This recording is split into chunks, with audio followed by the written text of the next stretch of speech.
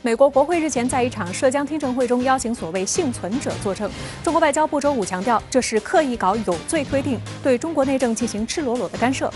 这样的听证会毫无客观公正可言，只会是一场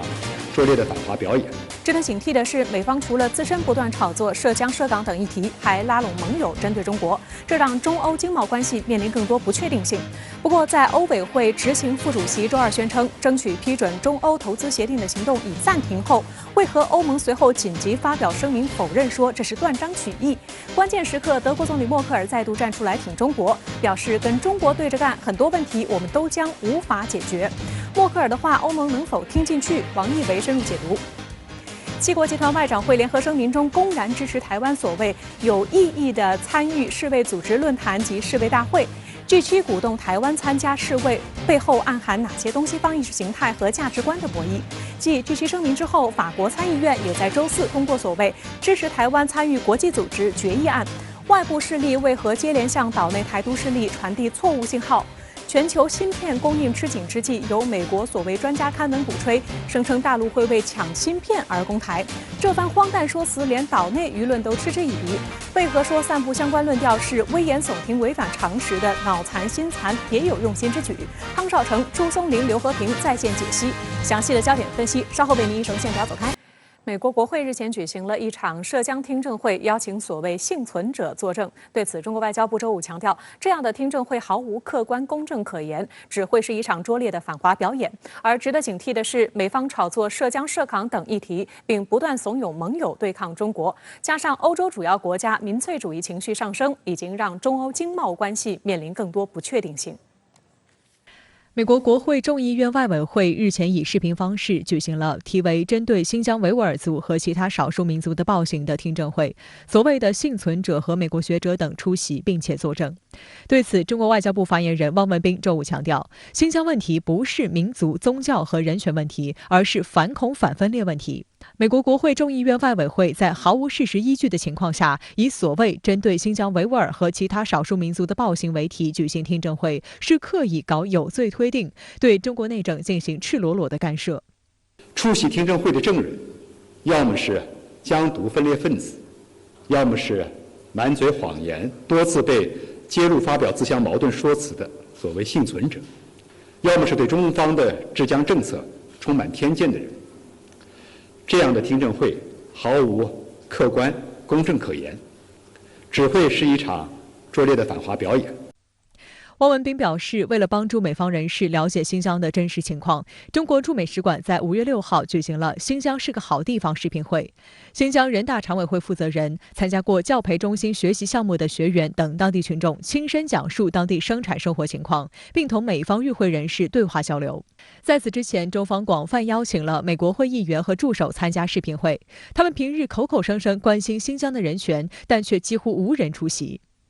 这充分暴露出有关美方人士在涉疆问题上的虚伪和别有用心，不敢面对最了解当地情况的新疆当地政府官员和群众，只愿相信少数机构和个别人捏造的抹黑、攻击新疆人权状况的谎言。近日，联合国前高级人权专家、古巴裔美国人扎亚斯和普林斯顿大学国际法名誉教授法尔克联合发表题为《对终极犯罪种族灭绝的反思》的文章，指出美涉疆种族灭绝指控由意识形态驱动，没有证据支持，美国是在散布谎言和煽动性言论，挑动地缘政治对立。文章称，美对新疆种族灭绝指控毫无依据，是意识形态驱动下最不负责、最恶劣的例子，是鲁莽的地缘政治行动。相比蓬佩奥和美国务院，中国完全能掌握更加充分的证据，指控美国对美洲原住民、纳瓦霍人和其他许多部落国家进行持续的种族灭绝。美国突然关注新疆维吾尔族人的命运，并非出于同情心或保护人权，而是由最愤世嫉俗的地缘政治动机所驱使。文章表示，如果种族屠杀概念提出者拉斐尔·莱姆辛得知种族灭绝罪名被用来残酷地宣扬中国恐惧症，他在九泉之下将不得安息。值得警惕的是，美方除了自身不断炒作涉疆涉港等议题，还不断拉拢盟友针对中国，这也让中欧经贸关系面临更多不确定性。欧盟委员会执行副主席东布罗夫斯基斯周二接受媒体采访时说，由于欧盟与中国互相制裁后，双方外交关系恶化，欧盟委员会争取批准中欧投资协定的行动实际上已暂停。不过，欧盟随后紧急发表声明说，舆论对东布罗夫斯基斯的解读不够准确。新加坡联合早报的分析称，中欧投资协定完成谈判时，也有不少分析预计，美国将在拜登总统上任后设法阻止中欧完成协定的签署。随着美国加大力度说服盟友联手对抗中国，欧盟在对华问题上的态度也日趋强硬。欧盟还在主动增加中欧间市场壁垒。欧盟委员会周三提出动议，阻止外国企业，尤其是中国企业进入欧洲市场，收购欧洲企业或参与公共招标。此外，欧盟周三还公布计划，拟在原物料、原料药和半导体等6个战略领域减少对中国和其他外国供应商的依赖。这个百年未久大变局啊，欧盟实际上也深切地感受到，尤其在中国问题上呢，它实际上很矛盾、很焦虑。一方面呢，这个疫情呢暴露了这个欧盟很多的对中国的依赖。这几年呢，我们对于澳大利亚进行了一些反制，那么他们现在担心中国会不会也对欧洲将来一些反制，过于依赖于中国，可能太危险了。所以他们现在要把全球供应链呢，要这个缩短，要分散要回归到本土美国也在捣鼓希望给中国所谓的脱钩去中国化全球供应链。当然，欧洲主要国家像德国，他认为完全去中国化是不可能，但是呢，分散化，减少对中国的依赖。这个是他们现在琢磨的事情。欧盟内部一些人试图对华强硬的同时，德国总理默克尔周三在德国联盟党联邦议院党团的视频会议上说，欧中投资协定虽然在批准过程中会遇到一些困难，但这是一个重要的承诺，欧中双方将因此互利互惠。默克尔说，中国的发展繁荣符合德国的利益，无论是气候变化、有关世界贸易组织的问题，还是其他国际问题，缺少中国或与中国对抗，我们都将无法解决。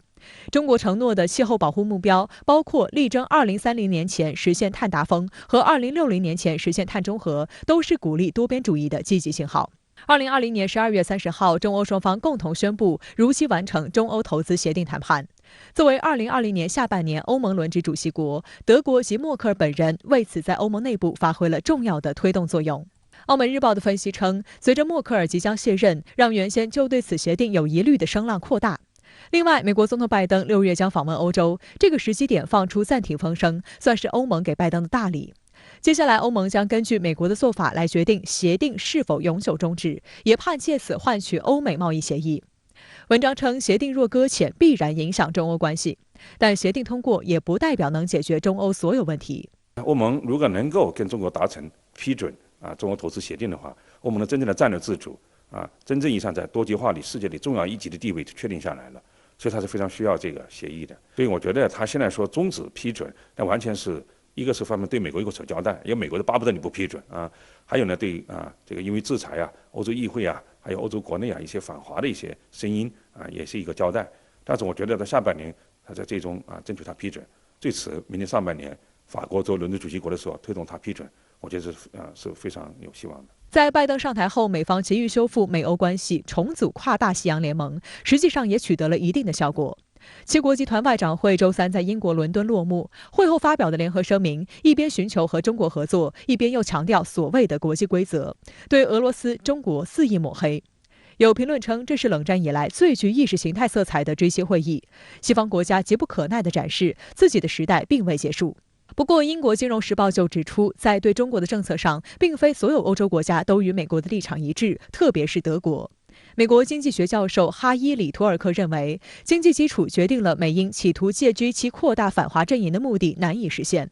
为了更好地拉紧同盟缰绳，美国也在拿捏分寸。这从布林肯日前接受采访时强调无意遏制中国，中美不能用冷战来界定中可见一斑。有分析称，美国一心想推进大国竞争的战略目标，但他也知道盟国不乐意且做不到与中国完全对立。美国呢，真正是个霸权国家，而且美国是个非常宗教性的国家，它绝对不能容忍中国的崛起，不管你以什么方式的崛起，和平不和平，对它无所谓。但是欧洲呢，更多强调的中国呢，是崛起呢要符合它的这种法治，符合它的一些规范所以对于中国要在世界上做大，它没有像美国这么穷凶极恶的反对，这一点是我们一定要分清楚的。而且欧盟它不是非常宗教性的，而且它是个多边的，所以呢，应该讲呢，对外战略的博弈的重点，对我们来讲就是要争取欧洲。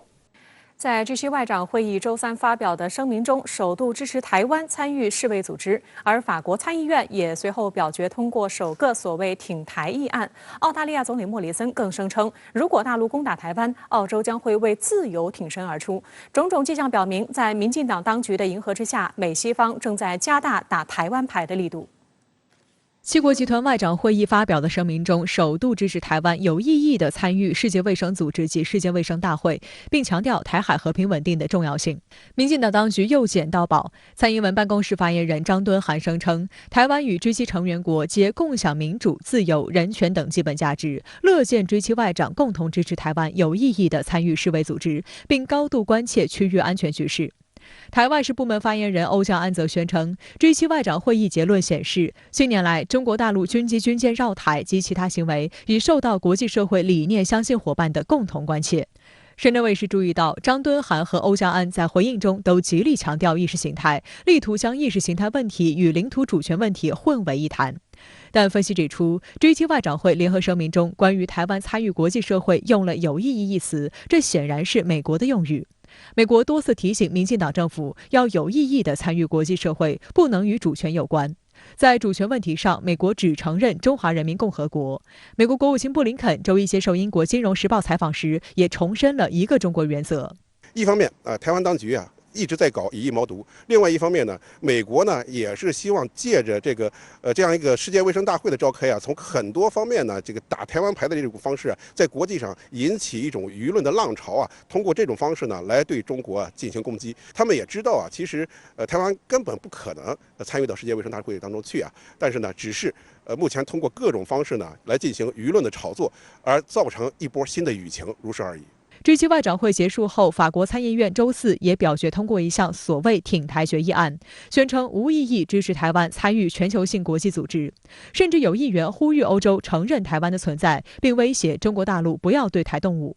做这样的一个事情呢，一方面自己可以出口气，另外一方面呢，就是迎合了美国的这样的一些战略上的一些需求，所以说呢，做出这样的一个举措来呢，也不意外。当然，他们做出这样一个举措来呢，基本上算是一个表态的一个行为。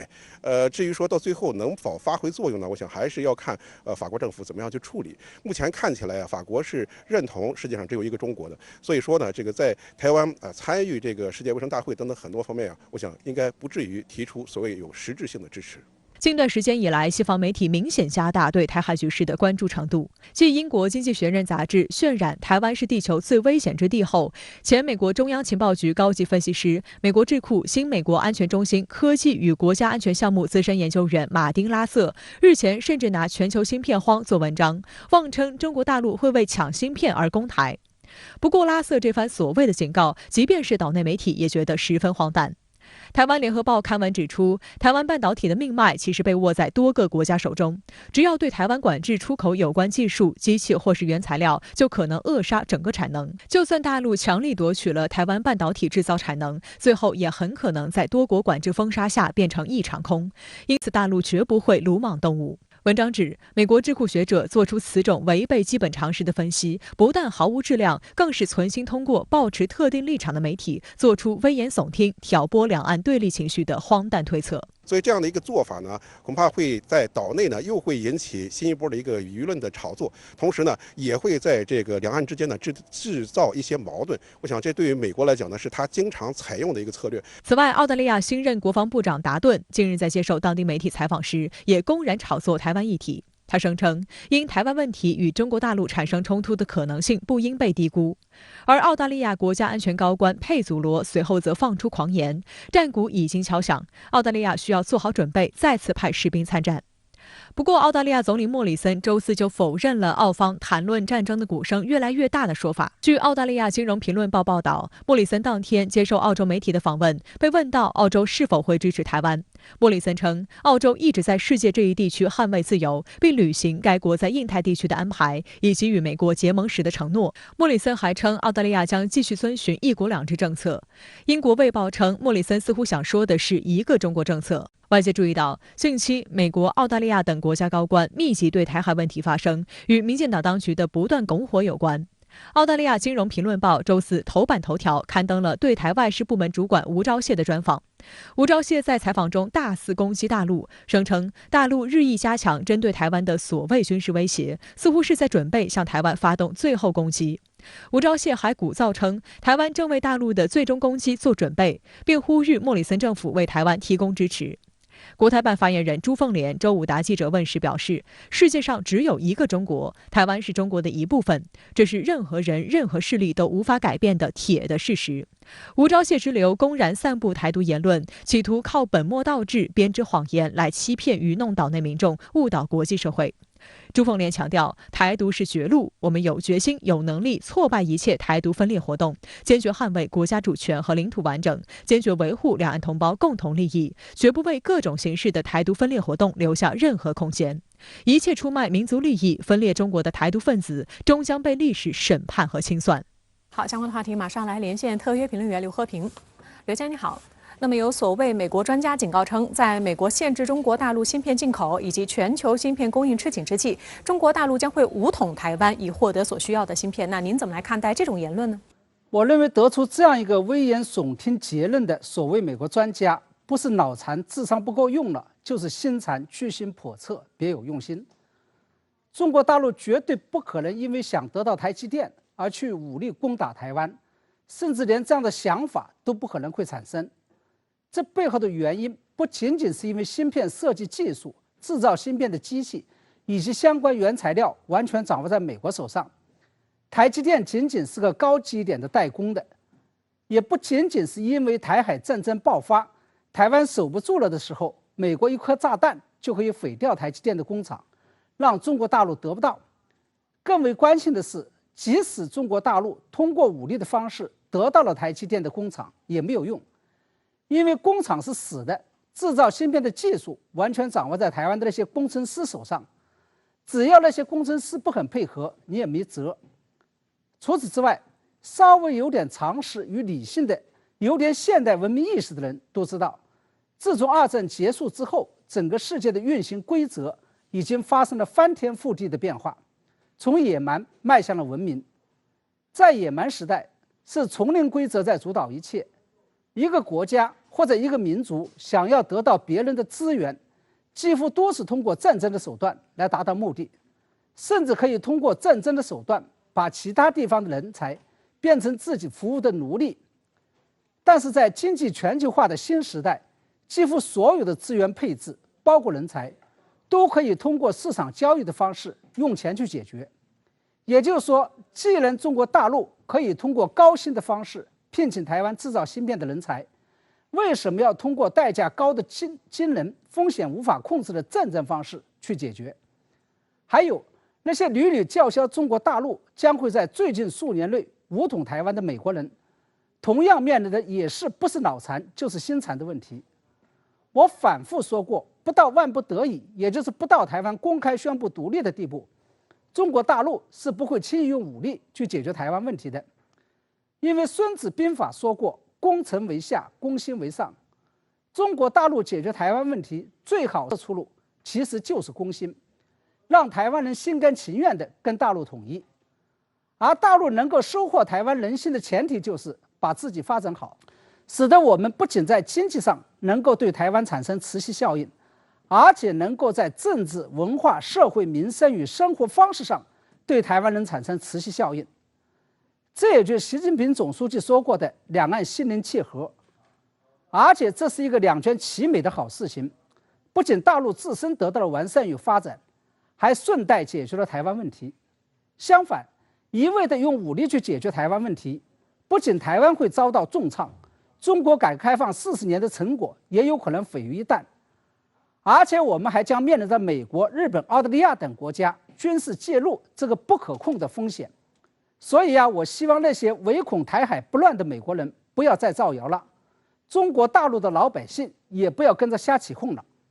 那么对于7大工业国集团外长会议发表联合声明，公然支持台湾有意义的参与世界卫生组织论坛及世卫大会一事，您又怎么来看呢？这的确是一个值得中国大陆高度关注的现象。我们知道，在鼓动台湾加入世卫与出席世卫大会上，过去是只有美国一个国家跳在前台，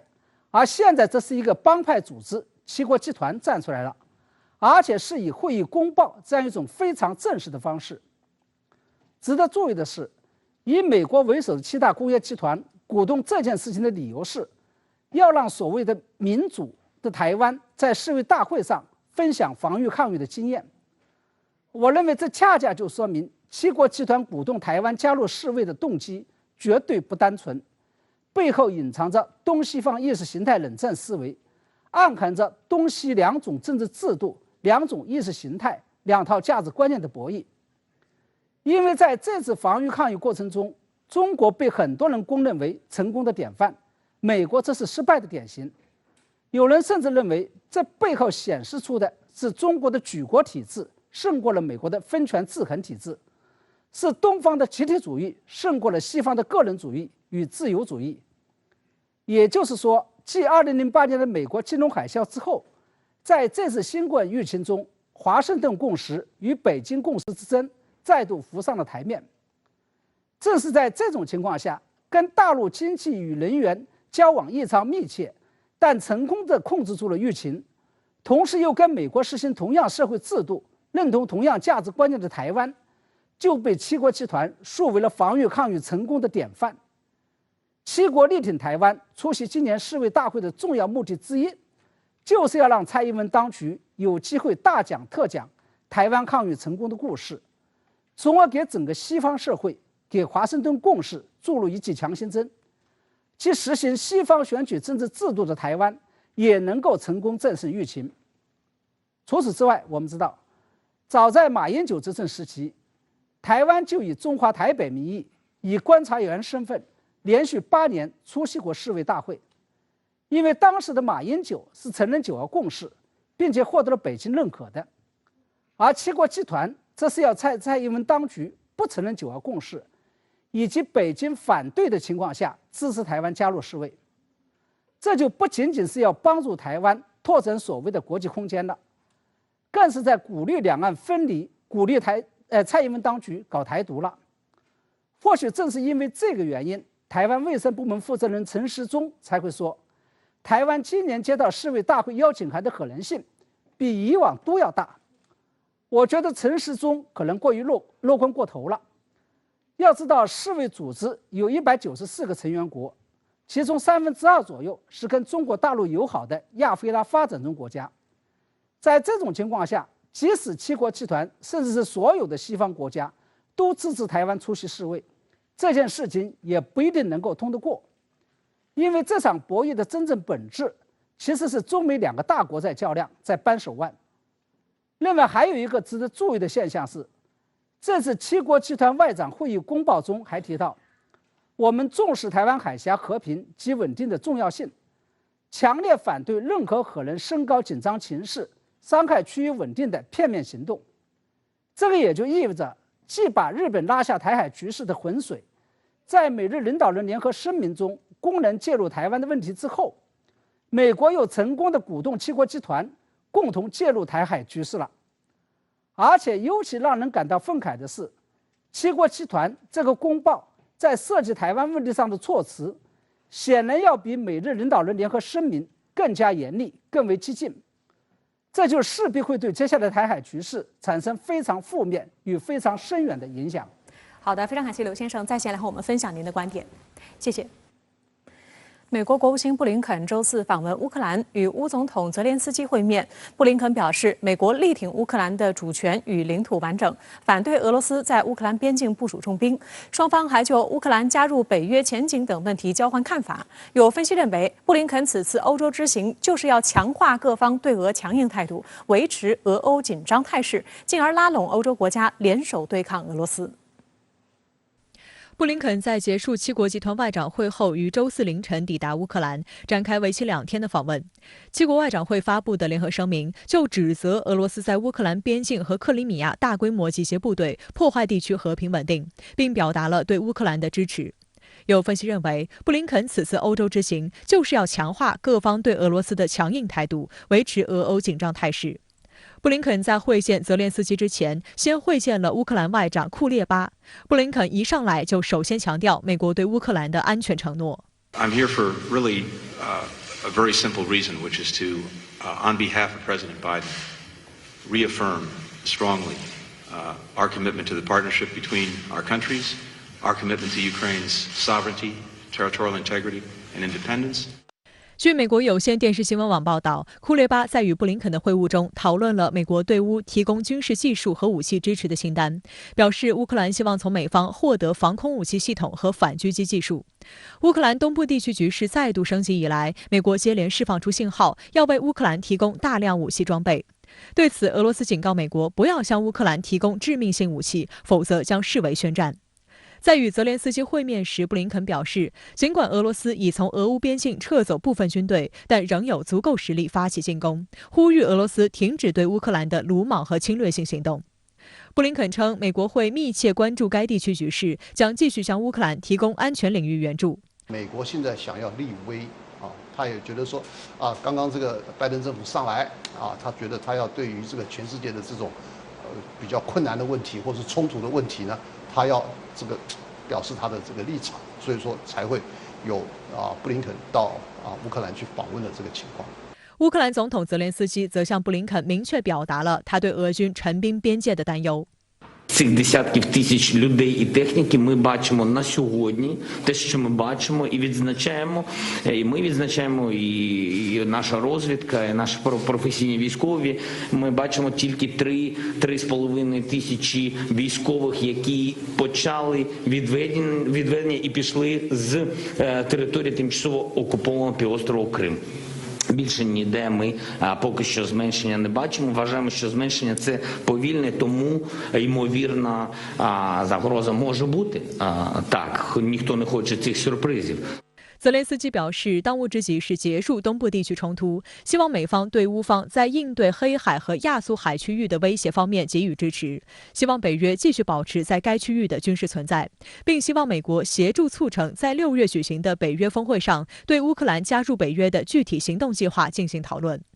对于乌克兰急于加入北约的请求，美国白宫发言人卡琳·让皮埃尔周四回应表示，拜登政府认为北约大门应该向符合条件的国家开放。在回答这是否意味着美国支持乌克兰加入北约的问题时，发言人做出了肯定的回答。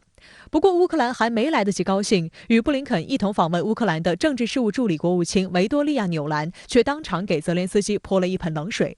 纽兰建议乌克兰不要着急，认为名义上的东西不会给乌克兰带来什么。随后，布林肯又安慰了泽连斯基一番，称将支持乌克兰的主权和领土完整。乌克兰媒体对此也是失望至极，称泽连斯基政府被美国耍得团团转。近年来，乌克兰已经多次表达要加入北约的强烈意愿。4月底，在俄乌边境局势最紧张时刻，泽连斯基到前线视察，就对随同采访的美国有线电视新闻网记者提到，希望乌克兰能够加入北约。他还引用莎士比亚“生存还是灭亡”的名言，称这是关乎乌克兰存亡的事情。You understand, don't you, that if Ukraine were to be given NATO membership, that might make the conflict in this country even worse. It would infuriate Moscow. I can tell you, I can answer you. Maybe you are right, but what now is going on? What we do here, what our people do here, they fight. So what can be in the future, I don't know, but we have independent country and we decide where to be or where not to be. To be or not to be. You remember Shakespeare? 自今年2月以来，俄乌边境紧张局势一步步升级，俄乌分别指责对方在边境集结军队，美国则多次联合欧洲盟国密集发声支持乌克兰。近期，俄罗斯宣布结束在俄乌边境及克里米亚地区举行的军事演习，参演部队撤回基地。泽连斯基与俄总统普京曾分别向对方喊话。泽连斯基邀请普京在冲突地顿巴斯举行会晤，而普京则表示要见就在莫斯科。继近日西方媒体集体炒作所谓中国火箭残骸失控威胁后，美国国防部周三声称正紧盯长征5号 B 火箭的飞行轨迹，但在确定残骸的坠落地点前，尚未考虑对其进行拦截。有分析指，无论是美国还是俄罗斯，之前进行反卫星试验时瞄准的都是本国的报废卫星。如果美国自行其是地认定长征5号 B 火箭残骸很危险，强行发射拦截弹将它摧毁，后果将不堪设想。距中国长征5号 B 火箭残骸返地时间越来越近，西方对其危险性的炒作愈发夸张。这次外媒为抹黑，还发明了一个失控残骸的伪概念。美国保守派小报《纽约邮报》在报道长5 B 残骸时，标题夸张成“巨大的中国火箭残骸可能坠毁在纽约”，措辞也是极力给市民增添紧张感，称科学家警告，非常巨大的中国太空垃圾可能会让残骸倾泻在纽约或另一个大型城市。然而，就在今年3月，马斯克的 SpaceX 公司猎鹰9火箭残骸掉落在美国一农场时，外媒却用“点亮夜空”这种浪漫词汇，将其包装成一桩神秘奇闻。从文昌发射的长5火箭，它是否会产生残骸的2次伤害？这一点显然是杞人忧天。首先，文昌发射场是我国难得的一个低纬靠海的发射场。它的火箭发射方向1000公里内均为海域，火箭的残骸溅落区呢也都在海上。而从长5的发射轨迹来看，1、2级残骸会溅落在一个非常遥远的深海区域，同时呢，3级残骸则会留在太空。事实上，对于长征5号 B 运载火箭残骸的重返大气层问题，中国航天机构和专家都多次出面进行过解释。航天专家邢强博士此前表示，火箭本身结构是皮薄馅多，内部燃料在发射过程中消耗后，剩余的火箭壳体质量并不大，而且以铝合金为主的壳体很容易在大气层中焚毁。因此，与空间站或大型卫星相比，火箭残骸对地面造成危害的可能性很小。同时，它的飞行轨迹也并非媒体报道的不受控，而是经过精密计算，并利用火箭钝化技术，有意缩短在轨飞行时间。美国哈佛大学天体物理学家乔纳森·麦克道尔也提醒人们不必为此采取应对措施。他认为，残骸造成一些伤害或击中人员的可能性很低。麦克道尔说，从个人受到威胁的角度上讲，我不会因此失眠哪怕1秒。周五，外交部发言人汪文斌在例行记者会上也表示，火箭末级再入大气层烧蚀销毁是国际通行做法，对航空活动及地面造成危害的概率极低。中方高度关注火箭末级再入大气层的情况。据我了解呢，该型火箭采用特殊的技术设计，绝大部分器件将在载入过程中烧蚀销毁，对航空活动及地面造成危害的概率极低。相关的主管部门将及时对外通报情况。尽管中外专家都明确表示，火箭残骸并不会对人类安全构成威胁，但对于是否要拦截中国火箭残骸，美国官方似乎仍在有意保留悬念。美国国防部发言人约翰·科比周三表示，五角大楼正在紧盯中国火箭残骸的飞行轨迹。科比称，由于目前尚不清楚它会坠落到哪里，有关是否有必要采取相应行动的讨论也还为时过早。美国国防部长奥斯汀也在周四接受采访时表示，暂时没有击落火箭的计划。Do you consider it a potential threat to the U.S. and do you have a plan for shooting it down if necessary? At this point, we don't have a plan to shoot the rocket down. We're hopeful that it will land in a place where it won't harm anyone. Hopefully in the ocean or someplace like that. Do you even have the capability to shoot it down? We have, as you know, we have the capability to do a lot of things, but we don't have a plan to shoot it down as we speak. 另一方面，美国有线电视新闻网也不忘提醒，美国曾展示过击落进入大气层时的航天器残骸的能力。报道称，实施拦截的第一步是准确追踪太空航天器的轨迹。相比洲际导弹只有短短几十分钟的飞行时间，长征5号 B 火箭残骸会在太空中沿着相对固定的轨迹飞行数天之久。因此，美国的太空监控系统有充足的时间可以跟踪和预测火箭残骸的飞行路线，并制定拦截方案。从美国反导系统的技术指标看，拦截大气层外的火箭残骸也完全没有问题。例如，2008年，美国海军伊利湖号导弹巡洋舰发射一枚改进型标准3导弹，成功击毁报废失控的 USA-193 侦察卫星。有分析指出，无论是美国还是俄罗斯，之前反卫星试验时瞄准的都是本国的报废卫星，从来没听说过拿别国的报废卫星当靶子。如果美国自行其事地认定长征5号 B 火箭残骸很危险，强行发射拦截弹将它摧毁，那下次俄罗斯能不能也认定美国某颗卫星飞行轨道很危险，进而将它击落呢？这个先例一开，后果不堪设想。当年美国用自己的标3导弹击毁自己太空轨道上的 USA-193 卫星，却造成了更多的碎片和太空垃圾，就可以看得出它的这样一种攻击呢，其实呢反倒是添油加醋，帮了倒忙。因此我个人的看法，美国人在这个问题上进行所谓的一切手段的拥有和可能使用，无非是在蹭长5发射的一个热点，而不是说他是要为自身的一个安全做某些动作。外界注意到，通过渲染所谓中国威胁，为自身军力扩张找借口，是美方的一贯伎俩。美国国防部上月要求美国海军制定一份2045海军作战计划，淘汰老化且维护费用昂贵的舰艇和系统，通过节省资金，在未来10年大力建造发展无人舰船。毫不意外，五角大楼在介绍这份作战计划时，再次打出了所谓应对中国海军威胁的幌子。据悉，美国海军有大量舰艇处于服役生涯末期，亟待淘汰，比如提康德罗加级巡洋舰。同时，美国海军也有一部分舰船不适合现代化战场环境，比如滨海战斗舰。美国海军近来不断要求提前退役这些舰船，以便集中精力研制新战舰，以应对未来威胁。对于美国海军的要求，美国国会表示坚决反对。不过，反对的理由却让人大跌眼镜。美国众议院军事委员会副主席卢里亚表示，海军需要关注的是2025作战计划，而不是2045作战计划。海军需要维持战备能力，维持现有的舰船规模，以应对所谓中国在这10年可能造成的威胁。卢里亚甚至声称，前任印太司令部司令戴维森和即将上任的新任司令阿奎利诺上将前段时间在参议院作证说，中国大陆在未来6年内可能进攻台湾，甚至更快。因此，美国海军更应该确保现有战斗能力。卢里亚是美国众议院海军力量和军力投射部队小组委员会成员，他此前担任过美国海军安奇奥号巡洋舰的副舰长。好的，马上来连线特约评论员石红。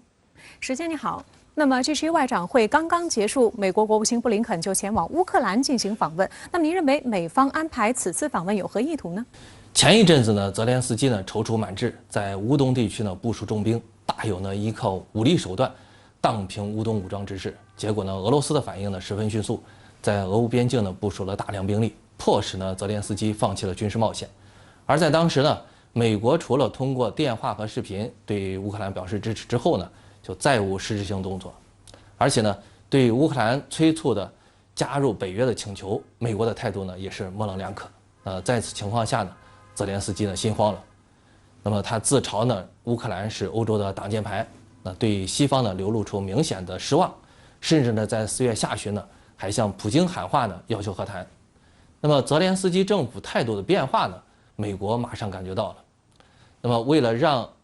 泄气的泽连斯基政府呢重新打起对抗俄罗斯的精神，那布林肯呢就到访乌克兰。那选择这个时机呢是精心考虑的，因为呢布林肯刚刚呢参加了在伦敦举行的7国集团外长会议，那么重要议题之一呢，就是批评俄罗斯。会后发表的联合声明呢，对俄罗斯乌克兰的局势呢表示严重关切，将加强了集体力量应对俄罗斯的敌对行为。显然呢，布林肯呢是带着很热乎的7国集团外长会议的成果到乌克兰的，特意呢给泽连斯基政府呢送定心丸，就是告诉泽连斯基，美国呢已经拉拢了整个西方最强的势力呢，给乌克兰撑腰不要呢对俄罗斯服软。此外呢，从布林肯和乌克兰外长库列巴的谈话还可以看出呢，美国的意图不只是鼓动呢乌克兰继续呢对抗俄罗斯，而且呢还在不断催促呢乌克兰进行全面的西方化改造，以此呢断掉未来乌克兰和俄罗斯和好的一切苗头，进一步呢强化西方阵营对俄罗斯的地缘战略优势。那最近一段时间呢，西方媒体大肆炒作中国火箭残骸威胁。美国防长奥斯汀5月6号表示，美国不会采取击落行动。那对此您怎么来看呢？首先呢，要说明的是，西方媒体的炒作呢恶意满满，在很大程度上呢是与美国近年来不断强化呢对华战略竞争的密切相关。西方媒体呢是为西方政治服务的，特别善于煽风点火，根本不顾科学事实。世界上每年要进行的上百次的航天发射，都用的是火箭。那么发射任务完成后呢，火箭都会成为残骸坠落，其中呢不少还是美国的重型火箭残骸。为什么西方媒体呢只炒作中国火箭残骸的威胁呢？其一呢是抹黑中国航天技术，借此呢削弱中国在国际航天市场上的竞争力。近些年呢，中国在航天领域呢取得了令人瞩目的成就，西方呢心里醋意很浓，生怕呢中国抢了他们的生意，因此呢不断进行抹黑，现在呢更发展到了捕风捉影。二是呢借抹黑中国航天技术来抹黑中国形象，将中国呢塑造为不负责任、挑战国际秩序的国家，以此呢配合美国对华竞争的推进。那么在最近几天呢，西方媒体呢和美国太空军呢是一唱一和，前者呢是在不断炒作呢中国火箭残骸的威胁，后者呢则是借前者的炒作之势呢，试图向太空军事化的迈进一步，炫耀自己的跟踪监视能力和拦截作战能力。那奥斯汀呢很清楚，是否击落中国火箭残骸的决定权是在美国总统拜登手里边，根本不在自己手里边，因为这种行为的后果呢将十分严重，可能导致呢中美关系的极度紧张，根本呢不是他所能做主的。他现在的说法呢看似在灭火，其实呢是拜登没发话，他不敢越俎代庖。但是呢，从奥斯汀的话语里边，隐含着其为美国太空军实力呢打广告的意思。因此呢，警惕美国呢试图将太空军事化，才是呢国际社会呢最应该关注的事情，万不可能被西方媒体呢炒作中国火箭残骸的威胁转移视线。此外呢，欧盟现在讨论组建5000人的快速反应部队，那对此您作何解读呢？欧盟呢组建自己能够指挥的联合军事力量，不是现在才提出来的，早在21年前，欧盟呢就提出防务自主，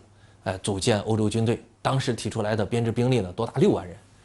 但是呢，在这么些年里边，欧盟呢却始终无法呢将想法落实，因为最大的阻碍呢就是美国的反对。欧盟现在再度讨论呢组建呢欧洲快速反应部队，是因为呢美国在特朗普时期呢